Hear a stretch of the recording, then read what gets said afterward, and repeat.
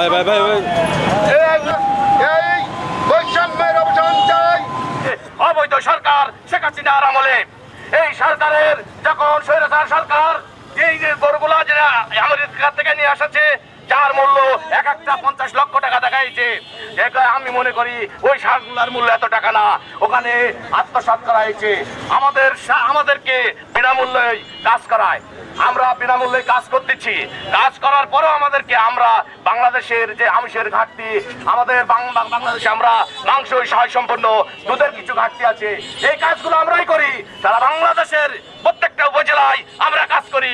আমাদের কাজের জন্য আমরা রাজস্বকরণের জন্য আমরা দাবি জানাচ্ছি এবং আমাদেরকে রাজস্বকরণ করা হোক। এবং আমাদের যে 7 দফা দাবি, আমাদের জিগরগাছা, আমাদের যশোর, আমাদের কোতোয়ালি থানা, চৌকাছা থানা, আপনার অভয়নগর থানা, ভাঙারপাড়া থানা, মনিরামপুর থানা, আমরা আছি। এই ঈদে জামা জুতো অ্যাক্সেসরিজের ডিসকাউন্ট। আমরা বলতে চাই আমাদেরকে ন্যায্য দাবি দিতে হবে। এটা আমাদের ন্যায্য দাবি, এটা আমাদের অধিকার। আমরা আজকে এই সরকারের আমাদেরকে বিনামূল্যে যে কাজ করাচ্ছে, আমরা বাংলাদেশের আমাদের থেকে কম কাজ করে অনেকে 50,000 60,000 টাকা তারা নিচ্ছে প্রত্যেক মাসে, অথচ আমাদেরকে সম্মানীয় ভাতা দেওয়া হচ্ছে না। কেন দেওয়া হচ্ছে না? এটা তো আমাদের ন্যায্য দাবি। আরেকটা জিনিস আপনাদের মেসেজ দিতে চাই, এই জিনিসটা মেসেজ এই জন্য দিতে চাই, অবৈধ সরকারের আমলে সিমেন্টের দাম ছিল 12 টাকা।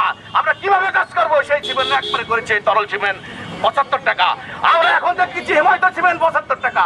এত টাকা কেন বাড়লো? এই অবৈধ সরকার কোটি কোটি টাকা আমাদের থেকে আয় করে নিচ্ছে, অথচ আমাদেরকে ন্যায্য কোনো সম্মান দেওয়া হচ্ছে না। আমরা চাই আমাদের সংসার আছে, আমাদের সংসার চালাতে হয়। এখন আমরা এই বয়সে কোথায় যাব? আজকে আমরা বেকারত্ব শূন্যতা অর্জন করতেছি, প্রত্যেকটা আমরা পরিশ্রম করতেছি, আমরা দেশের জন্য কত কষ্ট করতেছি, অথচ